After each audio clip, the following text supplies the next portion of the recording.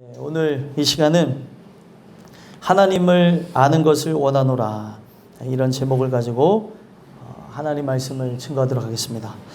여러분들이 읽으신 호세아서의 내용을 보시면 호세아서 전체의 주제는 여호와께로 돌아가자, 여호와를 알자, 이런 주제로 되어져 있거든요.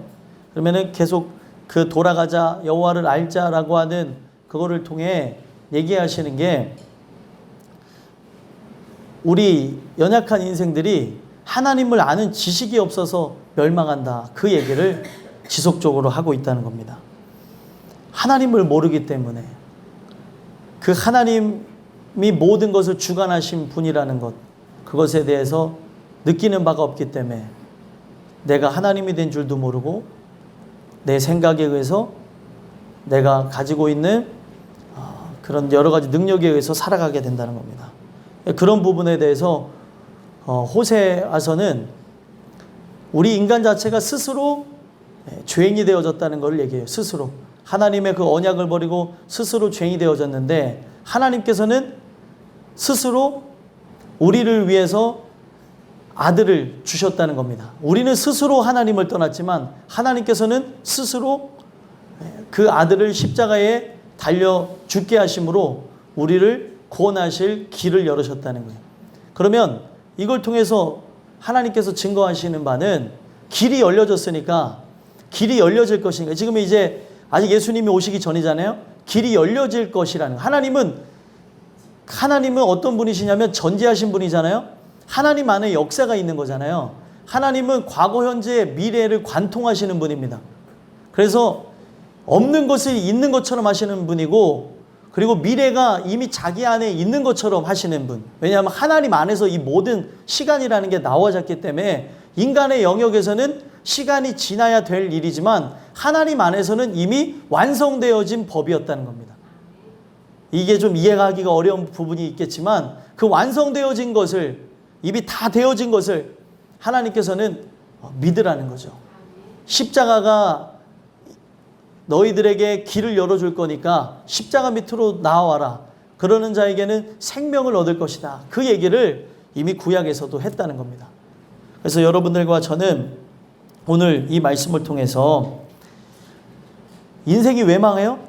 인생이 망하는 이유는 딱 한 가지예요. 하나님을 몰라서, 하나님을 아는 지식이 없어서 망합니다. 이스라엘 백성들이 망할 거라고 하면서 이 예언의 메시지가 선포되어지는 거예요. 근데 이 예언의 메시지가 선포되어질 당시는 멸망의 기조를 볼 수가 없었습니다. 풍요로움의 끝자락을 찍었을 그때에 선포됐던 말씀이 호세아서의 말씀이었다는 거예요. 세상의 풍요가, 내 인생의 기쁨과 그런 환락이 찾아올 때 나는 내가 멸망할 줄을 모르고 살아가요. 그리고 우리의 인생이 지금 눈앞에서는 멸망이라는 것을 간파하지 못하고 살아갈 때가 많잖아요. 반복되는 일상. 내가 특별한 문제가 내게 일어나지 않는다면은 나에게 어떤 일이 일어날까? 우리는 아무것도 모른 채 살아간다는 거죠. 그랬을 때 은혜는 어떤 것이냐면, 우리 인생들에게 미리 알려주셔서 피할 길을 보이시는 것이 은혜라는 겁니다.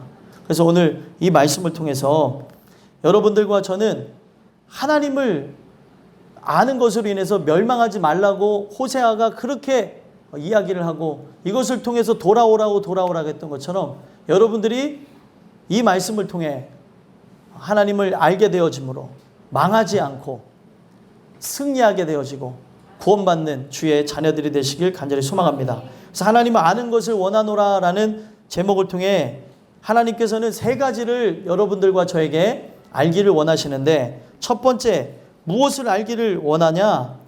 하나님께로 돌아가야 된다는 것을 알기를 원하신다는 겁니다. 그래서 1절에서부터 3절까지 내용을 보면 돌아가라는 내용을 가지고 이야기를 하고 있어요. 왜 돌아가야 되는 겁니까? 우리는 스스로 죄인이 되어졌지만 십자가가 예비되어져 있기 때문에 그분이 값을 다 치러 주실 것이기에 돌아가라는 거예요. 돌아가는 자마다 살 거라는 거죠. 이 내용하고 누구랑 연결을 시키냐면, 제가 스스로 죄인 되어졌다고 하는데, 여기에 보시면은 스스로 음녀가 되어진 고멜이라는 여인이 나와요. 호세아의 아내죠. 근데 하나님께서는 왜 그런 여인과 결혼하라고 했을까라는 생각도 가질 수가 있겠지만 왜 하필 저 사람입니까? 세상에 많은 사람이 있는데 하나님께서는 고멜하고 호세아를 붙여준 거는 호세아의 끝없는 사랑을 통해 고멜이라는 여인이 돌아오기를 원했고 고멜이라는 여인이 돌아오는 걸 통해 이스라엘이 돌아오기를 원하셨던 하나님의 마음이 있었던 거예요. 그러면 고멜이 누구를 상징하는 거냐면 이스라엘 사람들을 상징하는 거예요. 호세아는 누구를 얘기하는 거예요? 하나님을 얘기하는 거죠. 우리는 그런 생각을 가질 수 있습니다. 왜 나에게 이런 일을, 나에게 이런 상황을, 이런 환경과 형편과 처지를, 왜 나에게 이런 사람을 붙여줬습니까? 나에게 왜 이런 아픔을 주셨습니까? 하나님께서는 그것을 토대로 해서 얘기하시는 게 이게 바로 하나님이 우리를 향해서 보여주시는 사랑이라는 거죠. 끊임없이 베풀어진 그 사랑을 너가 남을 향해서 보여주는 그 사랑을 통해 알게 되기를 원한다는 거예요. 그런데 우리는 어떻습니까? 내 입맛에 맞지 않으면 또 나하고 맞지 않으면 버리는 경향이 있는 거예요. 호세아도 얼마나 가슴이 아팠겠습니까? 호세아는 고멜이라고 하는 여인이 성전에서 음행을 저질렀던 성전 창기입니다. 그러니까 이 여인은 바알 숭배를 했던 여인이에요. 그래서 거기 그 바알 숭배하는 그 신전에서 사람들의 그 영혼을 깨끗하게 한다고 몸을 이렇게 팔았던 그런 여인이었다는 거죠. 다른 목적이 아니고 영혼을 깨끗하게 한다면서 행음을 저지르는 그런 이스라엘의 모습이 있었던 겁니다. 근데 죄악을 범하는 단순한 사람이 아니라 죄악을 범하는 데서 하나님을 완전히 대적했던 그 여인을 하나님께서 사랑하래요. 근데 호세아가 사랑할 수 있나요? 인간의 힘으로? 없죠. 하나님이 주시는 은혜가 아니면 사랑할 수가 없다는 거예요. 근데 하나님께서는 그 스스로 이제 그 여인이 이제 자기가 음녀가 된 건데 스스로가 왜 스스로 음녀가 되어졌다냐면 그렇게 문란하게 사는 것뿐만이 아니라 나중에 호세아랑 결혼하고 났는데도 다시 그 옛 죄를 버리지 못하고 성전에서 그렇게 행음을 저질렀던 것을 그가 버리지 않고 다시 바알 숭배하는 걸로 세상으로 돌아갔다는 거예요. 그런 그를 향하여서 하나님께서 호세아서 3장에 보게 되면은 값을 지불해서 스스로 음녀가 된 그 여인을 사갖고 오래요. 그 얘기가 뭐냐면 하나님께서는 우리 인생들이 스스로 죄인이 되어졌는데 스스로 죄인이 되어진 우리를 사단으로부터 사오시기 위해서 돈을 지불하셨는데 그 돈이 무엇이에요? 바로 예수님의 피라는 거예요. 예수님의 피로서 우리를 값을 주고 사신 거예요. 아들이 죽는 것을 통해서 우리 영혼들이 살게끔 값을 지불하셨다는 겁니다. 그래서 그 여인에게도 얘기하고 고멜이란 여인에게도 호세아를 통해서 얘기하고 오늘날 우리에게도 얘기하는 게 무엇이냐면 내가 값을 지불했으니 십자가에 내가 죽을 것이니 내가 값을 지불할 것이니 모든 길을 열어줬으니까 세상에 그 더러운 모든 것들을 버리고 내게로 오라. 그렇게 얘기를 하신 거예요. 그럼 여러분들과 저는 길이 마련되어졌다는 거죠. 십자가가 예비가 되어졌으니까 세상이 창조가 되어진 거예요. 아들이 여러분들을 위해서 죽기를 각오하셨기 때문에 이 세상이 창조가 되었습니다. 인간은 부패하였잖아요. 부패할 것까지 다 아셨다는 거죠. 부패하지 않았던 인간을 창조하셨지만 인간이 다른 길로 나갈 거라는 것을 하나님께서 아시고 그들을 구원할 모든 계획이 끝났기 때문에 세상을 창조하셨다는 거예요. 내 아들의 피로서 저들을 구원해야 되는구나. 그러면 여러분들이 그 호세아의 심정을 생각해 보세요. 하나님이 주시는 은혜가 없다면 그를 사랑할 수 있습니까? 사랑할 수도 없어요. 그런데 하나님께서는 그 일을 진행하면서 하나님이 이 일을 진행하고 하나님께서 길을 마련했으니까 다 이 길로 들어오라고 얘기를 하는 거예요. 그래서 여호와께로 돌아가자 그분이 우리를 살리실 것이라는 것을 얘기를 했다는 거예요. 이 내용은 단지 역사적인 사건을 얘기한 게 아니라 역사적인 사건을 토대로 해서 십자가가 세워질 것을 얘기하신 것이고, 그 십자가가 세워질 것을 바라보고 하나님께 나아가는 자들, 또 이미 십자가가 세워진 것을 보고 그 하나님께로 나아가는 자들, 십자가 밑으로 나아가는 자들을 하나님께서 살리시겠다 얘기하는 거예요. 그래서 그런 부분에서 1절 한번 읽어볼까요? 읽어보겠습니다. 시작. 오라 우리가 여호와께로 돌아가자. 여호와께서 우리를 찢으셨으나 도로 낫게 하실 것이요 우리를 치셨으나 싸매어 주실 것임이라. 아멘. 오라 우리가 여호와께로 돌아가자. 이제 돌아가야 될 때이라는 것을 알아야 된다는 거죠. 오늘도 하나님의 긍휼과 그 은혜를 왜 구해야 되냐? 우리가 하나님께로 돌아가야 된다는 것을 옆에서 얘기해 주는 게 아니고, 옆에서 얘기하는 것도 소용이 없어요. 물론 얘기를 해야 되겠지만 내가 깨달아야 된다는 거예요. 내가 돌아가야 된다는 것을 알지 못한다면 우리 인생은 넘어지고 쓰러지고 낭망할 수밖에 없다는 것을 얘기를 한다는 겁니다. 그래서 오늘 여러분들과 제가 하나님 주시는 그 은혜를 통해서 돌아가야 될 때가 되어졌다는 것, 하나님께로 돌아가야 된다는 것을 알게 되는 귀한 역사가 있었으면 좋겠습니다. 그분에게 왜 돌아가야 되냐면, 여기 비밀이 있는데, 그분이 어떻게 하셨대요? 우리를 찢으셨고 치셨다. 근데 찢으셨는데 어떻게 한다고요? 도로 낫게 하실 거고, 치셨는데 싸매어 주실 것이래요. 이게 하나님이 하시는 일인데, 하나님에 의해서 상처가 났어요. 하나님에 의해서 상처가 난 자는 하나님께 나아가야 하나님이 치유하십니다. 이게 뭐냐면 다윗이 시편 51편에 그랬어요. 그 예배하는 자는 어떤 존재냐면 상한 심령을 갖고 나가는 거래요. 상한 심령이라고 하는 그 의미하고 연결돼서 보여주는 것이, 내가 하나님 안에서 기쁨으로 감사로 안식을 누리며 나가야 되는데, 내가 그 하나님을 버린 거예요. 스스로 내가 음녀가 되어져서, 스스로 죄인 되어져서 그 하나님의 사랑의 동산에서 내가 뛰쳐나가게 되는 거죠. 그러니까 하나님께서는 깨닫게 하시기에 뭘 허락하신 거예요? 찢으시고 치셨다는 거예요. 그러면 찢으시고 치신 이거는 결국에 그분의 사랑이 아니면은, 그분의 능력이 아니면은 회복이 안 되는 것을 얘기를 해주신다는 거예요. 그분에 의해서 일어난 일들이라는 거죠. 그러니까 내가 하나님의 은혜로 나아가야 되는데, 은혜로 나가지 않으면 하나님께서는 징계를 하십니다.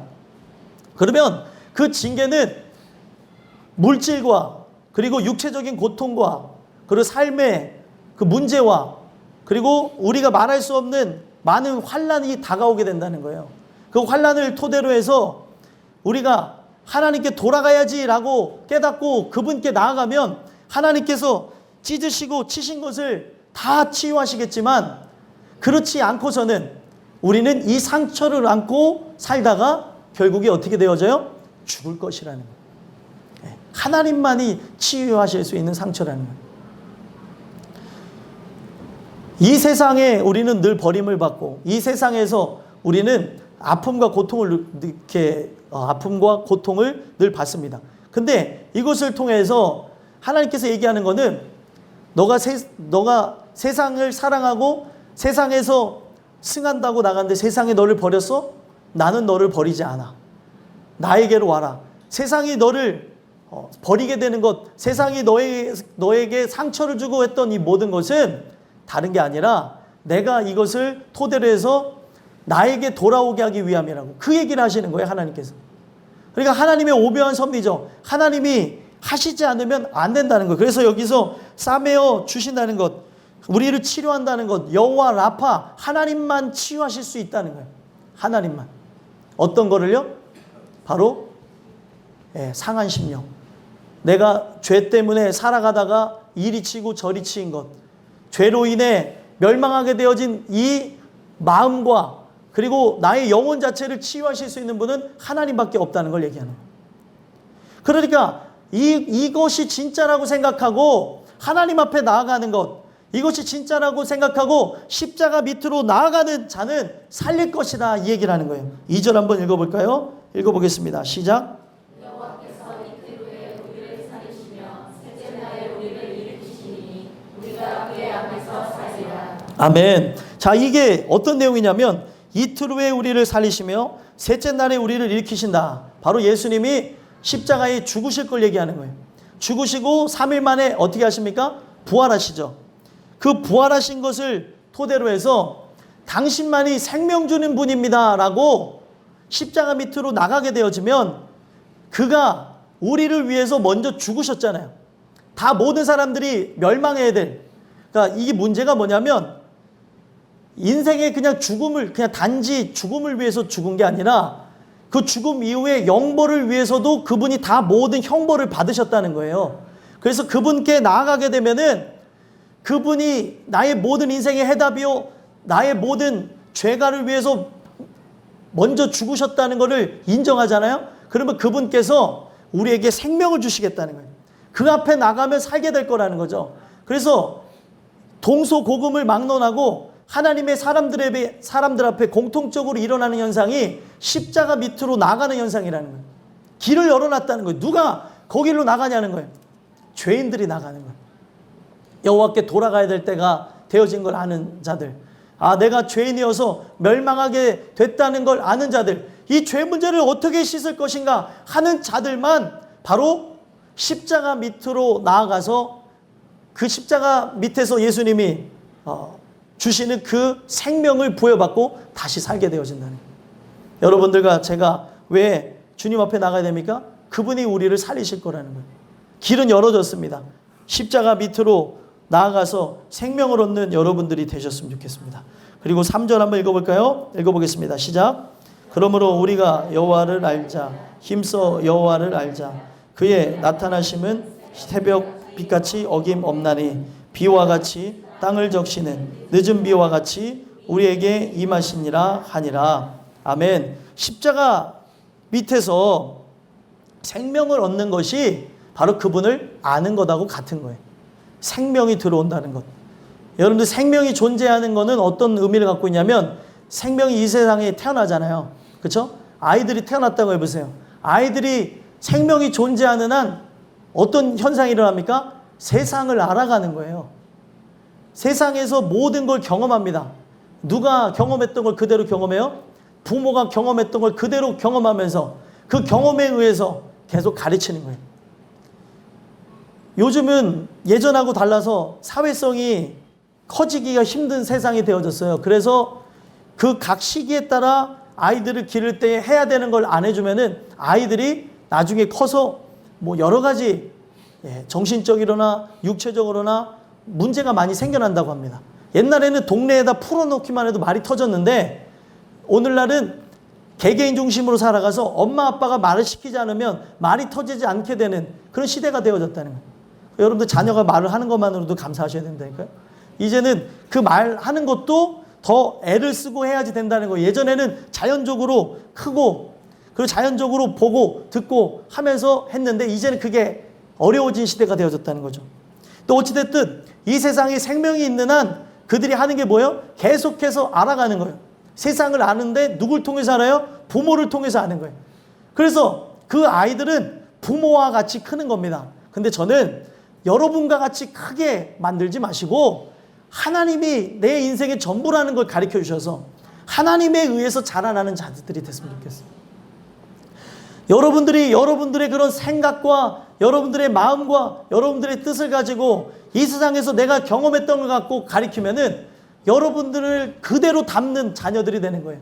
그런데 이런 나이지만 오늘도 의지하게 되어지는 그 하나님을 여러분들이 소개하고 그 하나님을 만날 수 있도록 그 교두보 역할, 다리 역할을 하고 그분을 대해서 계속 얘기하면 그분의 자녀로 크게 되어진다는 거예요. 이 세상에 볼 수 없는 개체죠. 성령의 사람으로 예수의 사람으로 크게 되는 거예요. 그래서 이 얘기가 뭐예요? 십자가 밑으로 나아가게 돼 생명을 얻게 되어진 자들은 여호와를 알고 여호와를 힘써 알아야 되는 것에 목숨을 걸고 나간다는 거예요. 그분이 나의 인생의 전부라는 거죠. 그러니까 이거는 두 가지로 알 수 있습니다. 안다는 것이 바로 생명을 구하는 것도 하고 안다는 것이 경험하는 걸로 가는 거거든요. 그래서 십자가에서 일어나는 게 두 가지 현상인데 십자가에서는 뭐가 일어나요? 첫 번째는 죄에 대해 용서하심이 일어나고 두 번째는 뭐에 대해서 일어납니까? 새롭게 하심이 일어나는 거예요. 나를 용서하시고 나를 이제 새롭게 해주시는 거죠. 그러니까 이것을 알았던 하나님의 사람들이 쓴 찬송가를 보면은 십자가를 어떻게 해야 돼요? 십자가를 붙들라고 얘기하잖아요. 십자가를 내가 지고 간다 그러고 십자가를 붙들라고 하는 게 십자가에서 많이 용서하심을 받고 그 용서하심을 받았다는 게 새로 태어나는 거하고 같은 거예요. 새로 태어나고 난 이후에는 이제는 하늘과 땅에 있는 내가 성령을 통해 연결되어져서 여러분들 마치 그 아이와 그 아이를 잉태한 그 어머니와 그 뭐가 연결되어졌어요? 탯줄이 연결되어져서 영양분을 공급받는 것처럼 우리는 사망의 몸을 입고 있지만 나의 영혼은 바로 성령을 통해 그리스도와 연결되어져서 그리스도의 것을 알게 되어져 가야 된다는 거예요. 그분의 영양분을 받고 나가야 된다는 거죠. 그것을 얘기하는 거예요. 십자가에서 모든 것을 걸어야 된다는 거죠. 그러면 이렇게 나가는 자에게 그의 나타나심은 어떻다고 얘기합니까? 새벽빛같이 어김없다는 거예요. 새벽빛같이 어김없다는 거는 여러분들 이런 말 하잖아요. 세상 사람들이 아무리 힘들어도 내일에 뭐가 뜬다고요? 해가 뜰 것이다. 아무리 힘들어도 내일에 태양은 뜬다. 이런 얘기하는 것처럼 하나님께서 이와 같이 찾는 자들에게 새벽빛이 밝아오는 것은 하나님의 질서에 의해서 정해진 바처럼 우리 인생에 하나님을 찾게 되어지면 바로 이와 같은 일들이 반드시 일어날 것임을 약속했다는 거예요. 그러니까 여러분들이 여호와께 돌아가고 여호와께 그 모든 것을 걸고 나가는 자, 이분이 전부라고 나가는 모든 사람들에게 빛이 비춰질 거라는 거예요. 구원의 역사가 있을 것임을 얘기하는 거죠. 그래서 여러분들과 저에게 이와 같은 일들이 일어났으면 좋겠고요. 이것이 어떤 모양으로 일어난다고 하냐면 비와 같이 땅을 적시는 늦은 비와 같이 우리에게 일어날 거라는 거예요. 비와 같이라고 하는 거는 이 세상에 마른 땅과 같이 폭폭했던 우리의 심령에 성령을 통하여서 하나님의 의도를 알게 하신 성령 강림의 사건을 얘기하는 거예요. 인간이 어떻게 하나님의 사랑을 알 수 있습니까? 몰라요. 그래서 제자들도 예수님이, 제가 저번 주에 얘기했나요? 예수님이 발을 닦아주신 사건은 어떤 거라 그랬어요?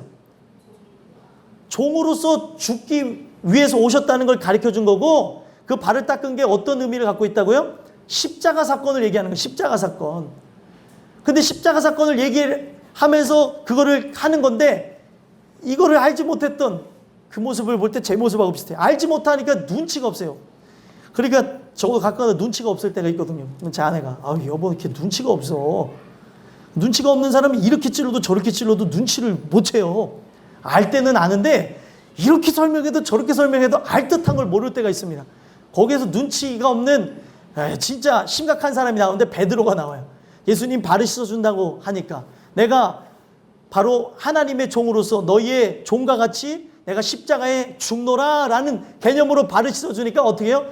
예수님 내 몸도 씻겨주세요. 이게 베드로고 그 모습이 누구예요? 바로 내 모습이라, 우리의 모습이라는 거예요.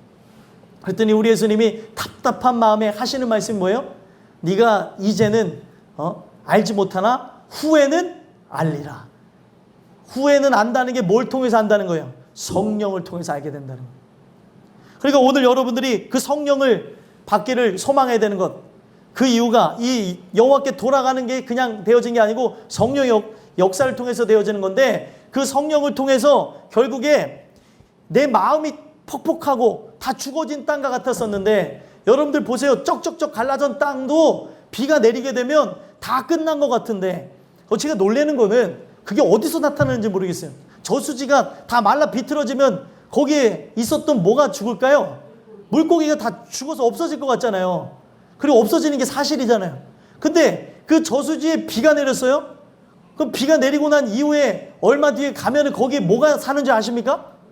물고기가 살아요. 나는 그게 이해가 안 돼요. 지금도 어디 땅에 숨어 있었다가 나왔나, 어디서 나왔나. 그러니까 쩍쩍쩍쩍 갈라졌던 그곳에서 비가 내리고 하게 되어지면 다 끝난 것 같았던 그 땅에서도 뭐가 나와요? 새싹이 나오고 물고기가 살아가는 것처럼. 그래서 여기 창세기 1장에 보게 되면은 그 물에 대한 것을 하나님이 창조하시면서 물에서 뭐가 나오게 되어져요? 바다에 있는 생물들이 나오게 되어지고 생기 있는 그런 모습들을 보여줬다는 거예요.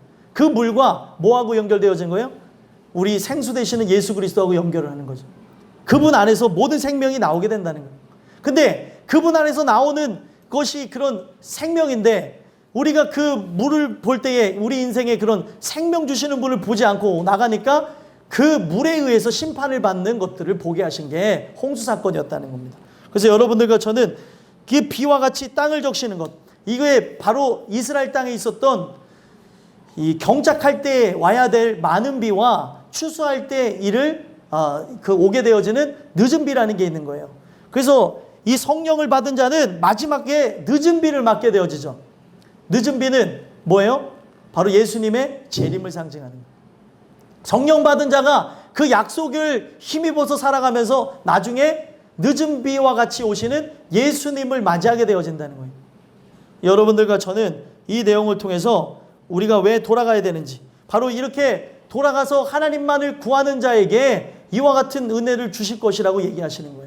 여러분들에게 이런 은혜가 있게 되기 간절히 소망합니다. 두 번째로는 하나님을 아는 것을 원하노라 라는 말씀을 통해 무엇을 알기 원하냐면 인애를 구해야 되는 것을 알기를 원하신다는 거예요. 4절에서부터 6절까지 한번 읽어볼까요? 읽어보겠습니다. 시작. 에브라임아 내가 내게 어떻게 하랴, 유다야 내가 내게 어떻게 하랴. 너희의 인애가 아침 구름이나 쉬 없어지는 이슬 같도다. 그러므로 내가 선지자들로 그들을 치고 내 입의 말로 그들을 죽였노니 내 심판은 비처럼 나오느니라. 나는 인애를 원하고 제사를 원하지 아니하며 번제보다 하나님을 아는 것을 원하노라. 아멘. 자, 여기서 핵심적으로 봐야 되는 게 6절 초반부에 보면은 나는 인애를 원하고 제사를 원하지 아니한다. 이걸 보셔야 됩니다. 인애를 원한다는 거, 인애. 하나님께서는 그 형식을 원하는 게 아니었고 이 예배에 그냥 나오는 걸 원하는 게 아니었고 하나님께서는 이 예배 가운데 필요한 긍휼, 인애라는 뜻이 긍휼이에요. 그래서 이게 헤세드라는 그 단어에서 이게 얘기를 하는 건데 헤세드. 그래서 벳 헤세드, 긍휼의 집. 그렇게 되어지는 거거든요. 그래서 요걸 토대로 해서 보게 되면 그 인애라는 것, 긍휼이라는 것은 하나님에게만 있는 독특한 것이에요. 이 세상에는 없는 거죠. 근데 그 하나님에게만 있는 그 긍휼함, 거기 안에 있는 긍휼함 속에 있는 은혜와 사랑을 우리가 원해야 되는데 원하지 않고 나가는 거예요. 우리 인생을 비춰주죠. 4절에 보니까 우리 인생에 나오는 인애가 어떻대요? 아침 구름이나 쉬 없어지는 이슬 같다는 거예요. 사라지는 이슬이라는 거죠. 우리에게서 인애라는 것을 찾아볼 수 없다는 거예요.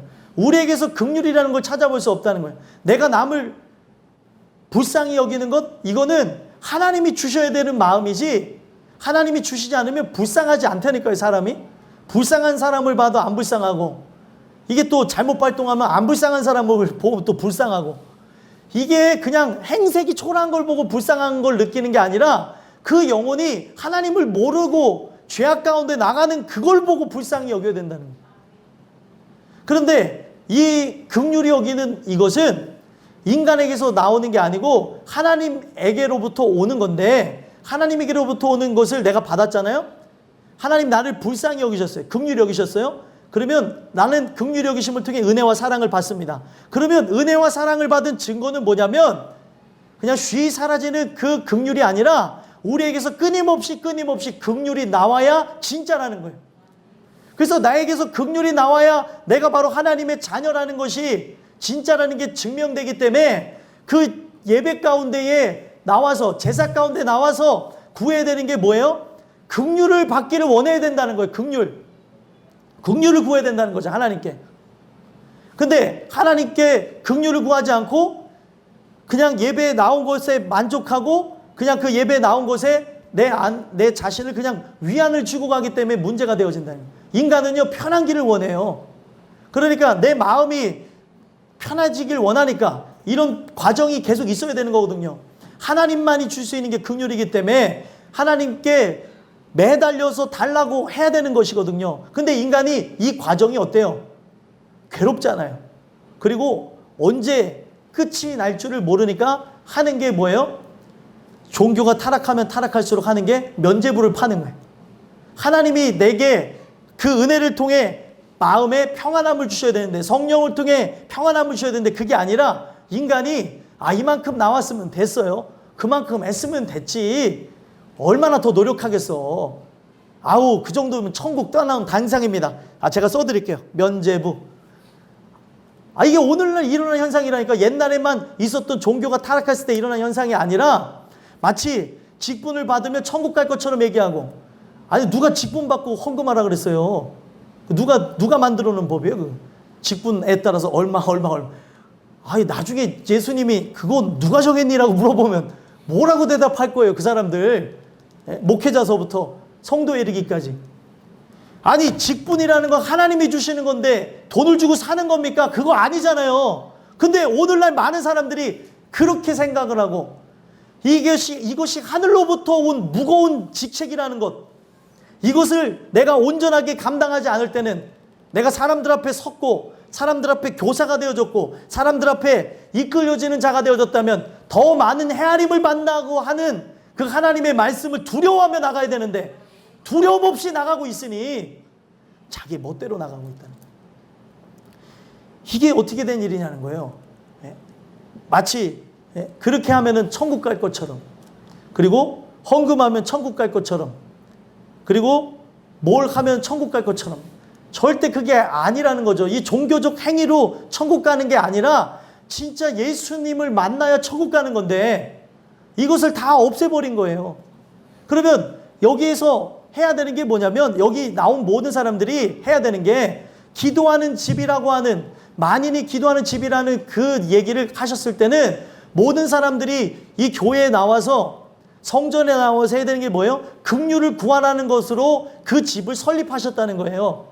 그리고 하나의 교회라고 하는 그 장소를 갖게 되었던 에클레시아는 죄인들이 모여지는 장소로서 바로 베드로의 그 고백을 통해서 세워지게 된 거죠. 죄인들이 모여지는 곳이 바로 교회라는 거예요. 그러면 죄인들이 모여져서 하나님께 돌아가야 된다고 해서 여기로 돌아온 자들, 그런 자들이 예배 가운데 해야 되는 건 뭐예요? 하나님께로부터 받는 긍휼을 구해야 된다는 거예요. 긍휼. 예배 시간에 일어나는 게 다른 현상이 아니라 긍휼을 구해야 된다는 겁니다. 죄인들이 모여졌으니까 여기는 비교의식도 없고 높고 낮음도 없고 다 똑같아요. 목회자서부터 성도 이르기까지, 아이들에 이르기까지 여기서 해야 되는 거는 하나님의 긍휼을 구해야 된다는 거예요. 근데 긍휼을 누가 구하냐는 거죠. 긍휼. 하나님만 줄 수 있는 건데. 내가 얼마큼 해서 받는 거라는 것을 하나님께서 정해놓지 않았다니까요. 근데 유명한 목회자가 몇 시간을 기도하면은 뭐를 받는다, 몇 시간 기도하면 목회 성공한다. 하나님의 아들 예수 그리스도도 안 한 얘기를 하고 있다니까요. 오늘날 이 세상에. 이거를 하나님의 영역, 하나님의 위대한 비밀의 영역으로 붙여놓은 거예요. 뭐를 어떻게 해야 구원을 받는다고 하는 방법을 적어놓은 적이 없어요. 그냥 주 예수를 믿어야 구원을 얻는다 그랬죠. 그럼 어떻게 믿는다는 게 없다니까요. 그러니까 우리가 하는 게 뭐예요? 하나님 앞에 나와서 울 수밖에 없는 거예요. 긍휼을 구할 수밖에 없다는 거죠. 나를 좀 불쌍히 여겨달라고. 당신이 나에게 빛을 비춰주시지 않는다면, 새벽빛같이 어김없이 빛을 비춰주지 않는다면, 비와 같이 땅을 적시는 늦은 비와 같이 임하여 주시지 않는다면 나는 살 수가 없는데 나를 좀 긍휼히 여겨주세요. 나를 불쌍히 여겨주세요. 불쌍히 여겨달라고 하는 자는 어떤 자가 불쌍히 여겨달라고 하겠습니까?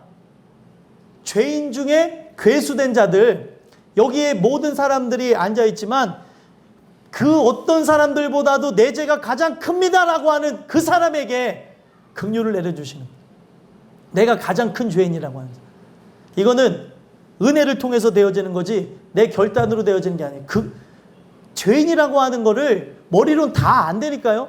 애들도 잘못한 거를 딱 알아요. 너 뭐 했어? 그러면은 그냥 물어본 건데 너 뭐 했어? 했는데 제가요 사실은 하면서 막 애들 얘기한다니까요. 장난으로. 제가 그런 장난 애들한테 쳐볼 때가 있는데 너 뭐 잘못했어? 그러면은 장난으로 얘기한 건데 제가 아까 전에 형 장난감 뺏었어요. 이렇게 얘기한다니까요.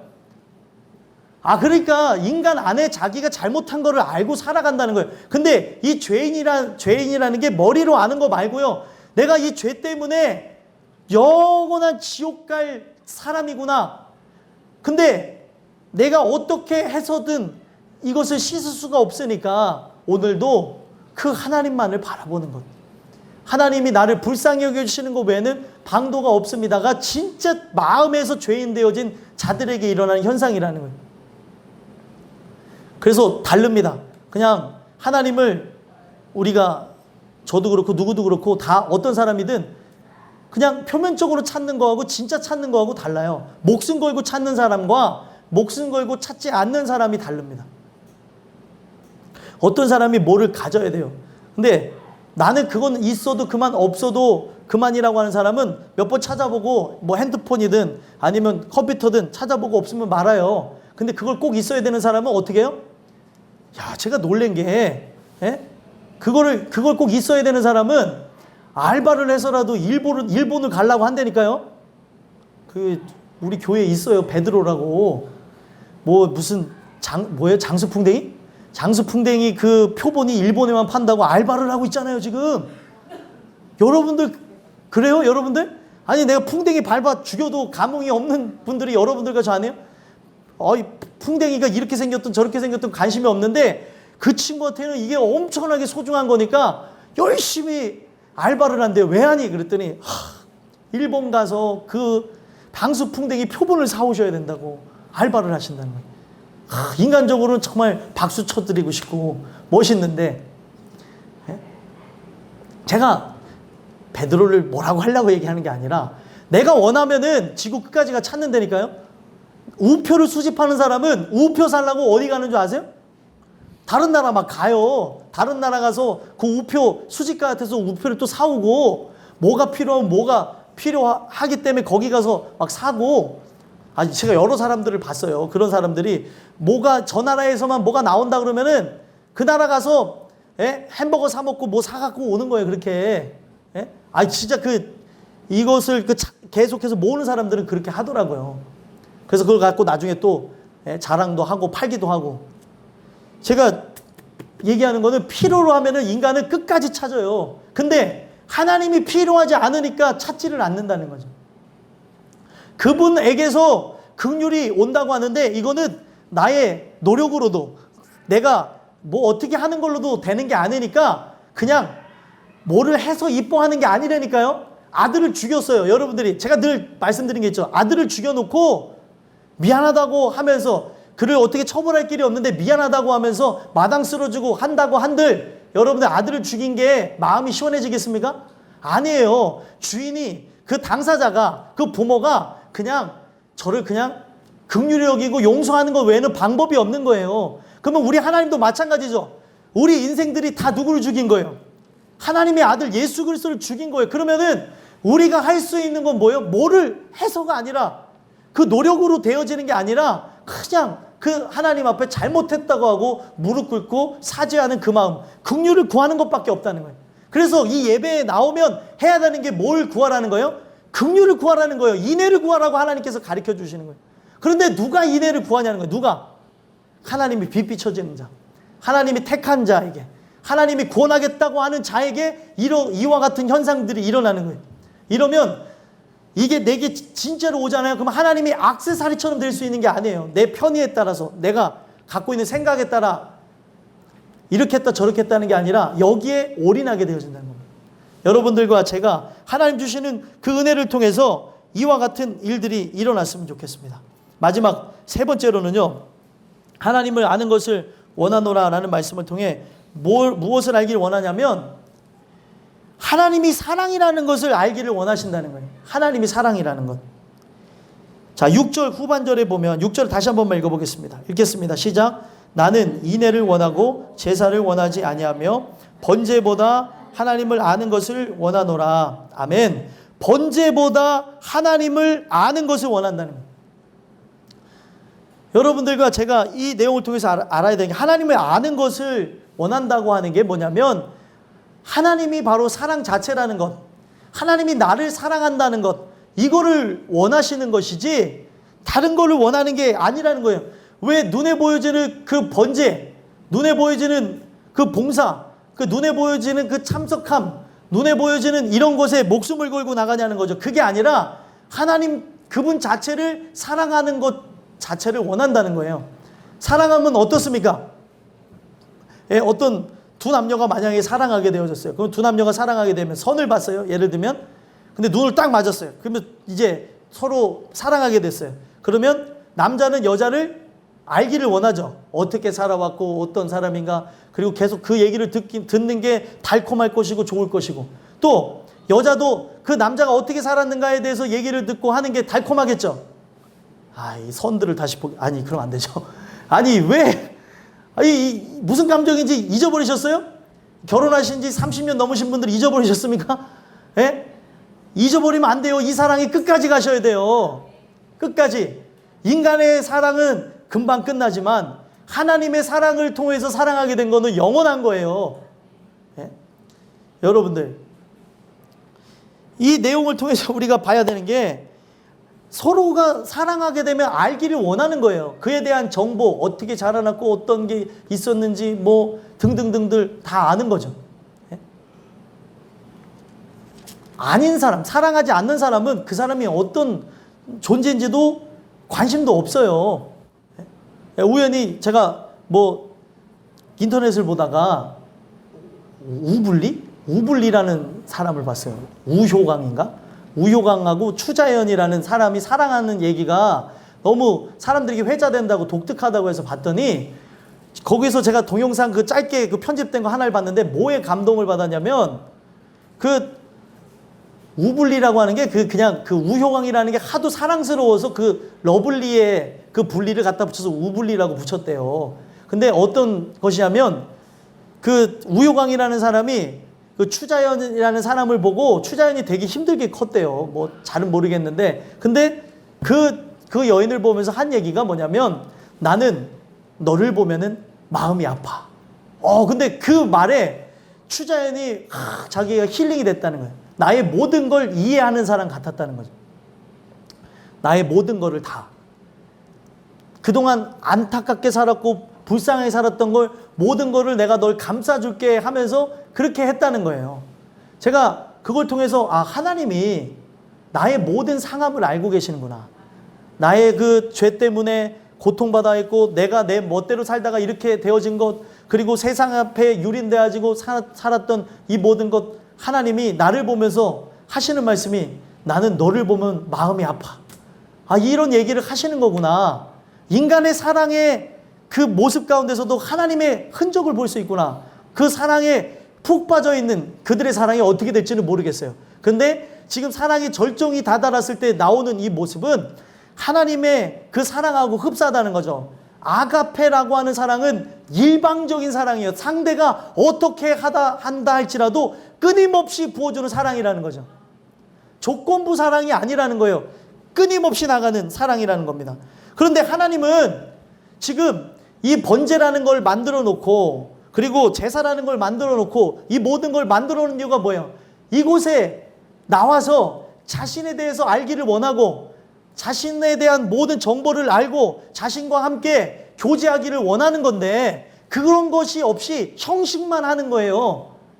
하나님에 대해서 알기를 원해야 되는데, 그분을 사랑해야 되는데, 사랑하는 마음 없이 나의 그냥 개인적 평안함 때문에 교회를 마당만 밟고 왔다 갔다 하니까 하나님께서 그때도 그걸 보면서 가슴 아파했고 지금도 보면서 가슴 아파하면서 이 얘기를 하는 거예요.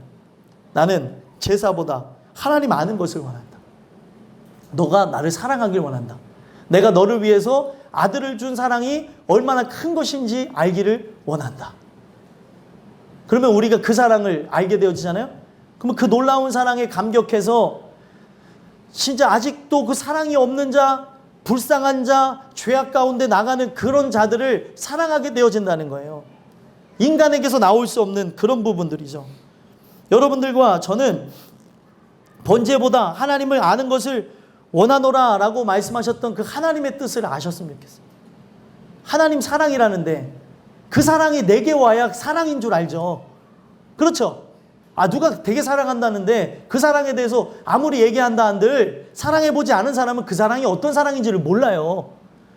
하나님이 사랑이라고 하는데 이게 그냥 표면적으로 아는 것과 그 사랑이 정말 위대하게 나에게 집중되어져 있고 그 사랑한다는 걸 표현하기 위해 아들을 주신 위대한 사랑이라는 것을 내가 알게 되어진다면 감당할 수 없는 은혜, 한량없는 은혜, 이 세상에 그 어떤 것도 빼앗을 수 없는 감사가 나온다는 거예요. 범사에 감사한다라는 그 말은, 범사에 감사라는 것은 너가 바로 하나님이 너를 위해서 주신 그 위대한 사랑을 늘 찬양하고 살라는 거예요. 진짜라고 한다면. 그걸 잊어버릴 수 있나요? 진짜 구원받은 사람이 잊어버릴 수 있나요? 잊어버릴 수 없어요. 잊어버릴 수 없는 거죠. 근데 잊어버릴 수 없는 걸 잊어버리는 게 참 인간이에요. 그렇죠? 그래서 범사에 감사하라고 얘기합니다.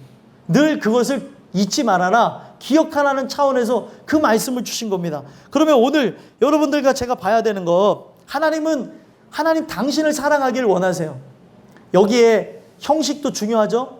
여기에서 어떻게 예배 스타일을 갖는 것도 중요하죠. 뭣도 중요하고 우리가 뭐 여러 가지 그런 것도 중요한데 하나님은 딱 한 가지만 족한 거예요. 자기 자신에 대해서 알기를 원한다는 거죠. 그래서 이 부분을 잘 알 수 있는 게 마르다와 마리아의 비유를 통해서 보면 알 수 있습니다. 예수님이 마르다와 마리아의 집에 방문한 이유가 뭐예요? 네? 그 방문한 이유는 예수님께서 밥 얻어 드시러 가신 게 아니에요. 그 우리를 착각하는 경우가 있는 거죠. 저분이 여기 딱 이제 오시는 이유가 밥을 드시러 오시는가 보다. 네?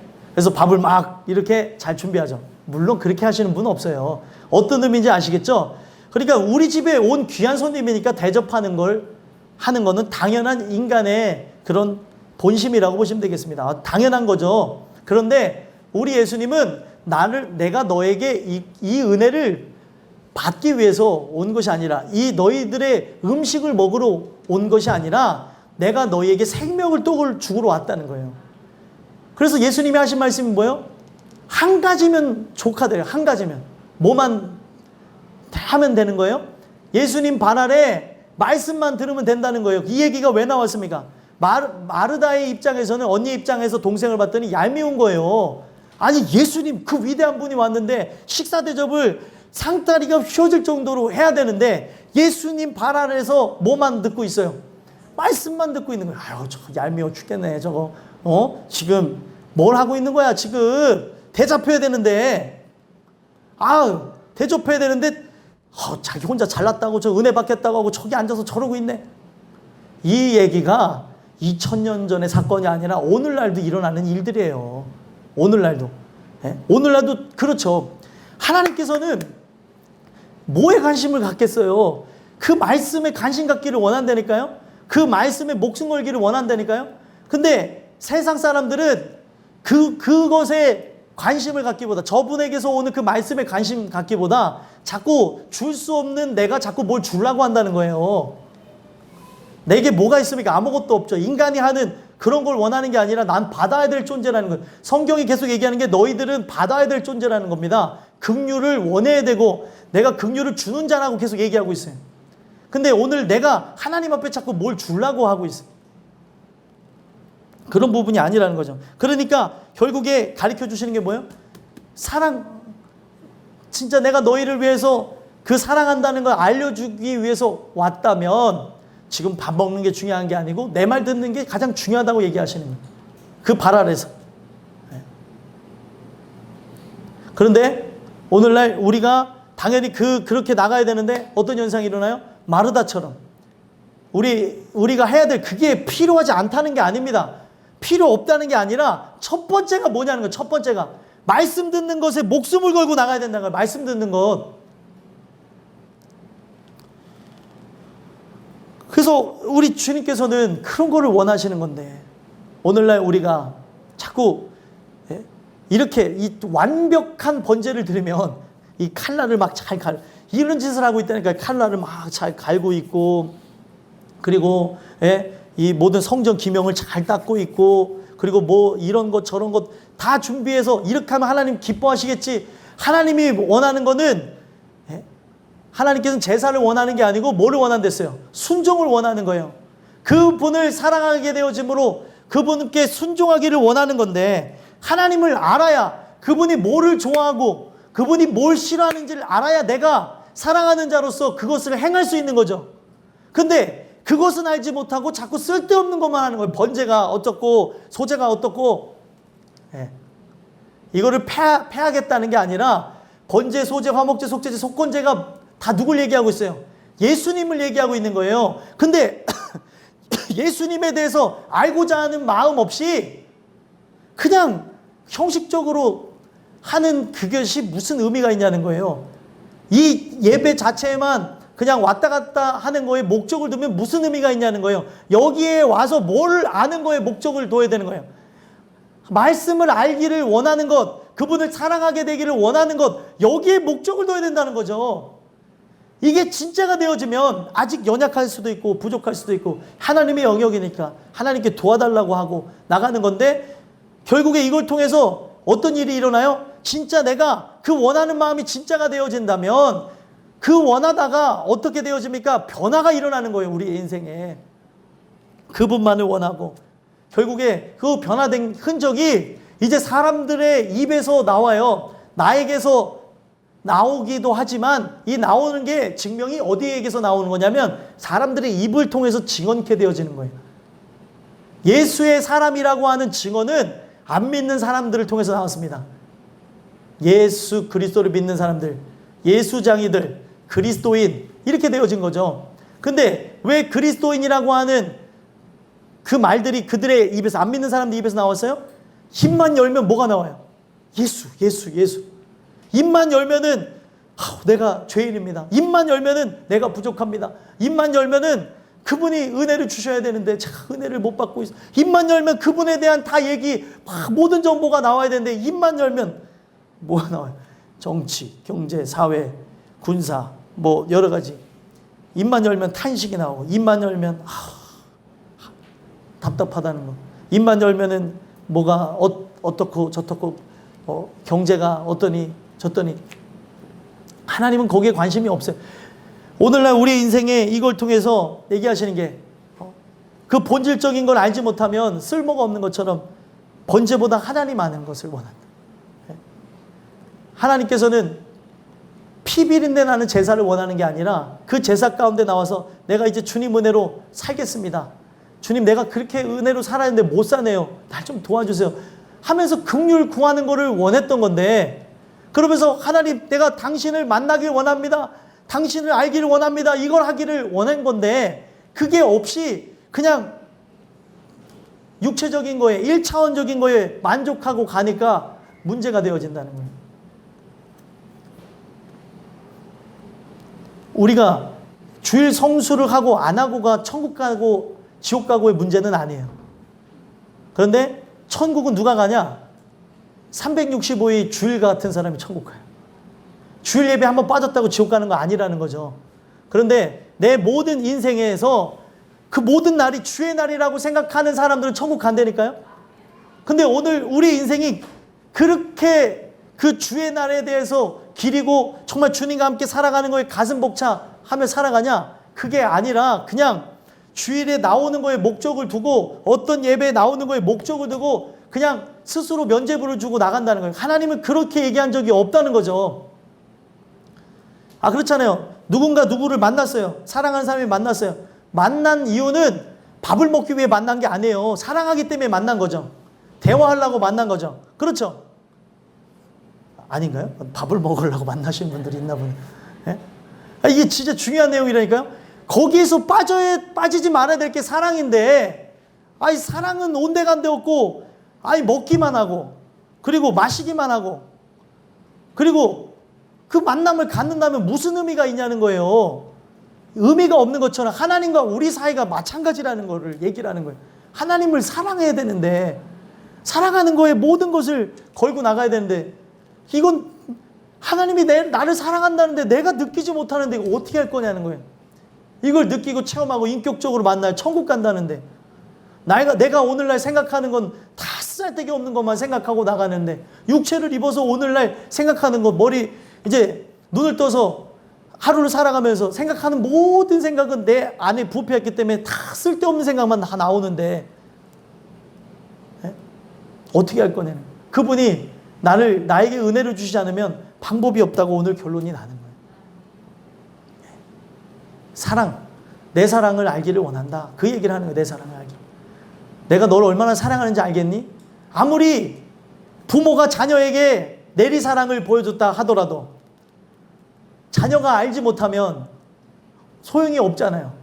근데 대부분의 자녀가 부모가 돌아가시면 아는 경우들이 있어서 그 나온 얘기가 뭐예요? 불효자는 웁니다. 이런 얘기를 해요. 그렇죠?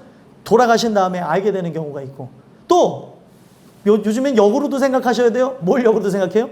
자녀가 부모를 사랑하는 것을 부모 또한 모를 수가 있어요. 내가 너에게 줬으니 너도 나한테 이렇게 줘야 되는 거 아니냐? 이렇게 나갈 수도 있다는 거죠.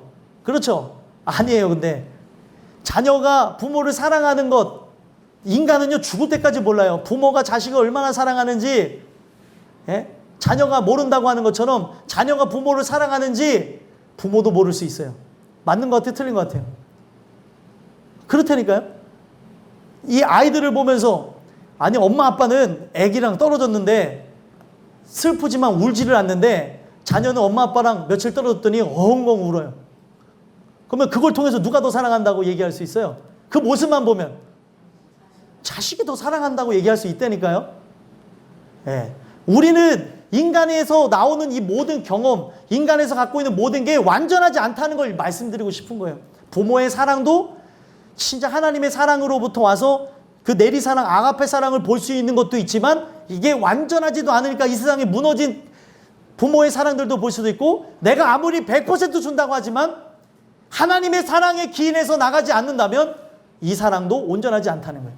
마찬가지입니다. 자녀들도 부모를 사랑한다고 하면서 그 모든 걸 다 행한다고 하지만 하나님의 사랑을 알지 않고 하는 이 사랑은 다 어그러진 사랑이에요. 네. 절어가면서 걸어가는 인생하고 똑같아요. 오늘 이 말씀을 통해서 여러분들과 제가 하나님 아는 것을 원하노라, 이것을 호세아 입술 통해서 증거하게 하셨는데 여러분들이 하나님 아는 것을 원하셨으면 좋겠어요. 그 어떤 것보다 돌아오길 원하시는구나. 우리에게 뭘 구하길 원하세요? 바로 긍휼을 구하길 원하시는구나. 인애를 구한다, 긍휼을 구한다 같은 말이에요. 그리고 또 우리에게 뭘 하기를 원하세요? 하나님이 사랑이라는 것을 알기를 원하시는구나. 이 세 가지를 기억하셔서 오늘도 그 하나님 주시는 은혜로 하나님이 이 만드신 세상 가운데 점점 세상이 흉흉해지고 악이 창궐하게 되어진다 하더라도 나를 향한 그 빛을 보게 되어지는 은혜가 있었으면 좋겠습니다. 기도하겠습니다. 하나님,